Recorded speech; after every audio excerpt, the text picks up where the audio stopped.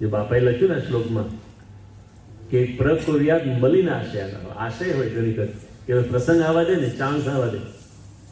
એટલે એકવાર એવું બન્યું કે એમના વહુ હતા, એ બપોરે સુઈ ગયા હતા, સાંજે થોડા મોડા ઉઠ્યા અને એમાં રાત્રે થાળમાં મોડું થયું. અને રાત્રે જમવા મોડું થયું. રોજ 7:30-8 વાગે જમતા, 8:30 થયા હશે, 9 વાગ્યા હશે. સસરાને થયું કે ધીસ ઇઝ ચાન્સ. બધા જમતા હતા ને ત્યારે મેં વહુને કહ્યું કે બેટા તમે બહુ ઊંઘ કરો છો. તો આટલું બોલ્યા તો વાંધો નહોતો. તો પછી એક વાક્ય એવું બોલાઈ ગયું કે તમે બહુ ઊંઘ કરો છો, આ તમારા બાપનો બગીચો નહીં.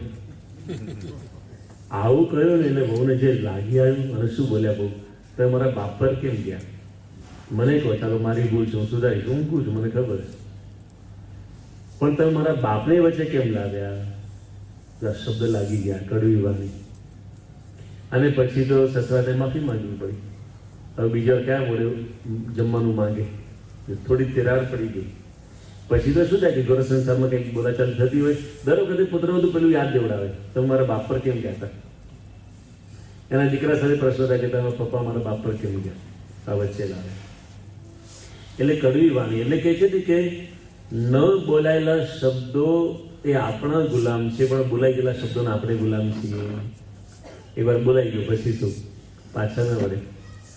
ધનુષ્યમાંથી નીકળેલા બાણ, ઋષિએ આપેલો શ્રાપ અને મુખમાંથી નીકળેલા શબ્દો પાછા વળી શકાતા નથી.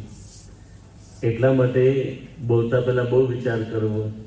Think twice before you speak.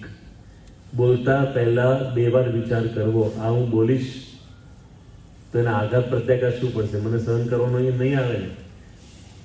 બોલતા પહેલા 2 વખત વિચાર કરવો. એટલે હું જે બોલીશ એ કડવી વાણી છે કે મીઠી વાણી છે એ વિચાર કરવો. કારણ કે આપણા ઋગ્વેદની અંદર એક સુંદર મંત્ર આવે છે. આપણા ઋગ્વેદમાં માત્ર તત્વજ્ઞાનની વાતો નથી, આ બધી પણ વાતો છે. ઋગ્વેદમાં એક મંત્ર છે, હરિ ઓમ સત્તુમિવ તિતૌ ન પુનંતો યત્ર ધીરાઃ મનસા વાચમ અકૃત. ઋગ્વેદમાં લખ્યું છે. આ મંત્રનો અર્થ એવો થાય કે જેમ આપણે લોટને ચાળીને વાપરીએ છીએ એવી રીતે વાણીને મગજરૂપી ચાળણી વડે ચાળીને વાપરવી. આ મંત્રનો અર્થ એવો થાય છે. આપણે જ્યારે પણ શબ્દ બોલીએ ત્યારે મગજથી ચાળવું એટલે વિચારવું. આવી જ કહેવત અંગ્રેજીમાં છે, before speaking connect your tongue with your brain if you have. તમારી વાણીને તમારી જીભને મગજ જોડે કનેક્ટ કરો બોલતા પહેલા, જો હોય તો. શું ઘણા હોતું જ નથી મગજ. અનફિલ્ટર્ડ વાતો આવે છે, ઘણા અનફિલ્ટર્ડ વાણી હોય. વિચાર કરે છે હું તો સ્પષ્ટ વક્તા છું, હું તો જેમ જેમ કહી દઉં, હું કંઈ જોવું નહીં. તમે સ્પષ્ટ વક્તા થશો તો સ્પષ્ટ શ્રોતા પણ થવું પડશે. કોઈ બોલી જશે તો બી સહન કરવું પડશે. અને સ્પષ્ટ વક્તા બધે ના થવાય. ભલે તમને લાગે એવું તમારા ઘરે ધારાસભ્ય આવે સ્પષ્ટ વક્તા થવાય, સીએમ આવ્યા, કોઈ મંત્રી આવ્યા હોય, શું તમારો સ્વાર્થથી સદા હોય તો સ્પષ્ટ વક્તા થવાય? તમને ખબર છે ને આ ભૂલ છે, આનો સ્વભાવ ના થવાય. અમુક જગ્યાએ સ્પષ્ટ વક્તા ના જ થવાય. આપણે ખબર છે એ સંબંધ બગાડવા જેવો નથી, તો આપણે બધે ક્યાં સ્પષ્ટ વક્તા થઈ ગઈ છે. પણ આપણે એમ લાગે મારાથી નાનો છે, મારાથી મને બોલવાનો અધિકાર છે, મને ખખડાવવાનો અધિકાર છે, એટલે આપણે સ્પષ્ટ વક્તા થઈ ગઈ. હું તો જેમ જેમ કહી દઉં. એને સંબંધોની કિંમત જ ના હોય. એટલા માટે સંબંધોની કિંમત સમજવી. યોગી બાપા કહેતા બોલનો તોલ કરવો. બોલનો તોલ કરવો એટલે શું? જેમ આપણે કોઈ પણ શાકભાજી કે ફળફળાથી લેવા જઈએ તોલીને આપે તો એનું વજન જોઈએ આપણે, પછી એ પ્રમાણેની પ્રાઇસ ને બધું હોય. એમ આપણે જે શબ્દ બોલીએ છીએ એનો પણ તોલ કરવો કે હું શબ્દ બોલું છું તેની અસર કેવી થશે. બહુ ભારે તો નહીં પડે ને કોકને. આવી રીતે વિચાર કરીએ તો આપણામાં વાણીની અંદર જે મીઠાશ હોય ને એ ધીરે ધીરે ક્રિએટ થાય. સત્પુરુષોની વાણી કેવી છે તમે જુઓ. બ્રહ્મ સ્વરૂપ શાસ્ત્રીજી મહારાજ સારંગપુરની અંદર અટલાદરાની અંદર વિરાજમાન હતા. અને એ વખતે બોચાસણની અંદર શાસ્ત્રીમાની સભા ગોઠવાઈ ગઈ હતી. પણ શાસ્ત્રીમાને વાણી બહુ તકલીફ હતી.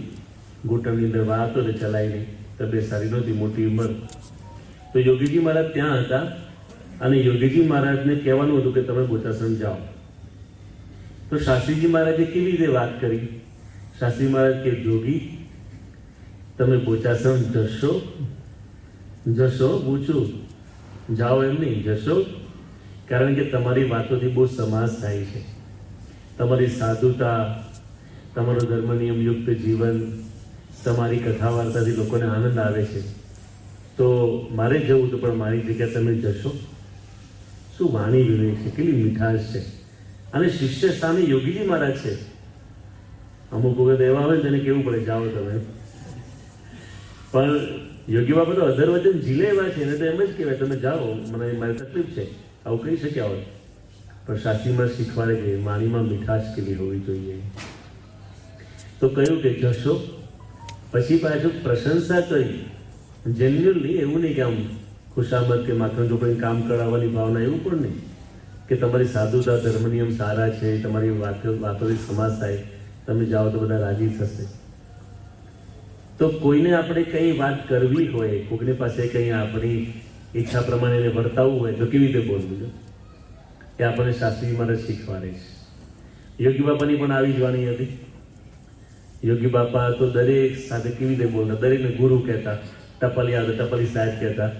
વિવેક સાગર સાંઈ કહે છે કે અમે બધા યુવકો વેકેશન પડે અને ધનુષ્યમાંથી તીર છૂટે ને એમ ઘરમાંથી અમે ભાગીએ યોગી બાપા પાસે. શું હતું યોગી બાપા પાસે? તે વખતે સંસ્થા નાની. યોગી બાપા જ્યાં સુધી જીવ્યા ત્યાં સુધી સંસ્થામાં એક કાર નહોતી, એક ગાડી નહીં, સંસ્થાની કોઈ ગાડી નહીં. યોગી બાપા છે ને જીવ્યા ત્યાં સુધી સવારે નાસ્તો બનતો જ નહીં. મમરાને દૂધ જ પી લેતા બધા. એક દિવસે નાસ્તો જોયો ને એવું કંઈ હોતું જ નહીં. એ પણ બને કે ના બને કંઈ નહીં. સંસ્થા સાવ આમ આપણે જોઈએ તો ઓછા મંદિરો, કંઈ સંપત્તિ સમૃદ્ધિ નહીં.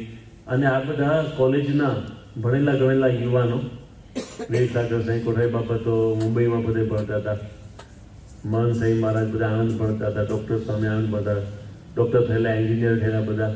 આવા તો અનેક યુવાનો, આ તો આપણે મુખ્ય જાણીએ છીએ, સંતો થયા. બાકી તો આવા સેંકડો યુવાનો દોડતા. જેવું વેકેશન પડે ને, પરીક્ષાનું છેલ્લું પેપર આપે ને, ભાગ્ય રિઝલ્ટ આવશે ત્યારે જોઈ જશે. તો શું હતું યોગી બાપા પાસે? વિવેક સાગર સાંઈ કહે છે કે અમે જ્યારે જઈએ, યોગી બાપા ક્યારેક સારંગપુર હોય, ક્યારેક ગોંડલ હોય, તો તે વખતે બસમાં જવાનું અથવા ટ્રેનમાં જવાનું. અત્યારે પણ બસ ટ્રેનમાં જઈએ તો મુસાફરીનો થાક લાગે. પછી ભારતમાં 10 ફ્રી છે પાછું, એટલે દૂર દોડે જ બધે. અને એમાં કંઈ એસી તો હોય નહીં, બધી બસ બધી. અને એમાં થાક લાગે, તરસ લાગે, ધૂળ ઉડી હોય, એટલે આમ થાકીને ગયા હોય. પણ યોગી બાપા આમ જુએ ને, યોગીઓ શું બોલે? આવી ગયા મારા જીવન પ્રાણ, આવો આવો, તમે મને બહુ રાહ જોવડાવી. એમ કરીને યોગી બાપા એકદમ માથું નમાવે અને જોરથી ધબ્બો મારે અને શું કહે? કરો સત્સંગ સમાગમ, તમને ભ્રમરૂપ કરી દેવા છે, એકાંતિક કરી દેવા છે, જગતની ગંધ રાખવી નથી. લાવો લીંબુ પાણી, પારણા કરાવો. કારણ કે યુવાનો છે ને ઘરેથી નીકળે તો યોગી બાપાના દર્શન ના થાય, રવિ જમે નહીં, પાણી ના પીએ, યોગી બાપા પારણા કરાવે. પણ વિવેક સાગર સ્વામી કે આમ યોગી બાપા જોઈને ખાલી બોલે ને, આવો મારા જીવન પ્રાણ, બહુ રાહ જોડે, કે થાક ઉતરી જાય. જે મુસાફરીનો થાક લાગે ને બધું ઉતરી જાય. એટલા માટે આપણે ભજનની અંદર કહીએ છીએ કે વાણી મીઠી લાગે મધુરી, અમૃતની ધારજી, શબ્દ સુણતા ઉઘડ્યા મારા, શબ્દ સુણતા ઉઘડ્યા મારા, અંતરના એ દ્વાર, જોગી મારા અંતરના એ દ્વાર, યોગી તુને વંદન વારંવારજી. યોગી બાપાની વાણી અમૃત સમાન, મીઠી મધુરી. અને એવી જ વાણીનો અનુભવ પરમ પૂજ્ય પ્રમુખ સ્વામી મહારાજે બધાને કરાવ્યો. પરમ પૂજ્ય પ્રમુખ સ્વામી મહારાજ જ્યારે પણ હરિભક્તોને મળે, કોઈને કંઈ વાત કરી હોય, કેવા મીઠા સ્વામી શબ્દ વાપરે. સ્વામી બાપા જ્યાં જ્યાં જાય, હરિભક્તો આમ બાપા સાથે વાતો કરવા જાય તો બાપાની વાણી કેવી મીઠી લાગે. કોઈને બાપા આમ ઠપકો આપે ને પ્રમુખ સાહેબ, તો એવું લાગે ગમે. કારણ કે બાપાનો જે શુદ્ધ ભાવ હોય, એવી વાણી હોય, એમાંથી એને મજા આવે. એવું નથી કે તમે મીઠું મીઠું બોલો તો જ મજા આવે. તમે કોઈકને પ્રેમથી કહો ને, પોતાના જાણીને શુદ્ધ ભાવ, તેને સારું લાગે. એટલે વળી શાસ્ત્રી બોલ્યા, તમને ક્યાં ખબર છે? આ તમારો વિજ્ઞાનંદ સ્વામીનો સાધુ યજ્ઞ પુરુષદાસ છે ને તેને 2 દિવસ ઉપર ત્રંબકલાલે પૂછ્યું, તમે સત્પુરુષ કોને માન્યા છે? ત્યારે તેને સૌ વચ્ચે છાતી કાઢીને કહ્યું, જેને અમે સત્પુરુષ માન્યા છે અને જાણ્યા છે તેને તો આખો સત્સંગ ઓળખે છે. એટલે ત્રંબકલાલે પૂછ્યું, નામ તો બોલો. ત્યારે તે કહે, મહુવાના પ્રાંતિ ભગત. તે જ સદગુરુ તથા એકાંતિક ભક્ત, જ્ઞાની, વિજ્ઞાની, વૈરાગ્યવાન, ધર્મનિષ્ઠ, અભિજ્ઞ, જે વિશેષણે કરીને વચનામૃત તથા શાસ્ત્રમાં બ્રહ્મ સ્વરૂપ સંત કહ્યા છે તે એ જ છે. એમ અમે સર્વે જાણીએ છીએ.